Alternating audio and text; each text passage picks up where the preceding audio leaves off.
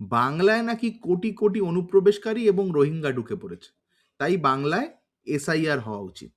এই যুক্তি দেখিয়ে বিজেপি এবং ইলেকশন কমিশন টানা ৩৭ দিন ধরে কোটি কোটি টাকা খরচ করে এ রাজ্যে এসআইআর প্রক্রিয়ার প্রথম ধাপ সম্পন্ন করল এবং তার খসড়া তালিকাও তারা প্রকাশ করেছে।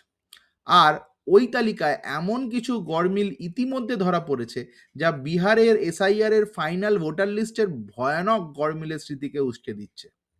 যেমন দুর্গাপুরের ১৪ নম্বর ওয়ার্ডের কিছু বাসিন্দার অভিযোগ, যথাসময়ে গণনাপত্র পূরণ করে বিএলওর কাছে জমা দিলেও খসড়া তালিকায় তাদের নাম এসেছে নিখোঁজের তালিকায়। আরও বিস্ময়কর ঘটনা ঘটেছে ডানকুনি পুরসভার ১৮ নম্বর ওয়ার্ডে। সেখানে সেখানকার তৃণমূল কাউন্সিলর সূর্য দের নাম রয়েছে মৃতের তালিকায়। এমনকি গরমিল ধরা পড়েছে খোদ সিপিএম এর রাজ্য সম্পাদক মোহাম্মদ সেলিমের পুত্রের নামেও। তাকে মুসলিম থেকে একেবারে ব্রাহ্মণে পরিণত করে দিয়েছে এই ভোটার তালিকা। এমনকি তার পিতার নামেও রয়েছে গলদ।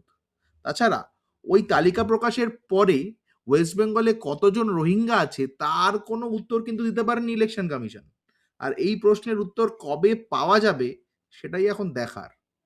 ভাবুন আপনারা, ভাবতে থাকুন। নমস্কার, ভালো থাকবেন।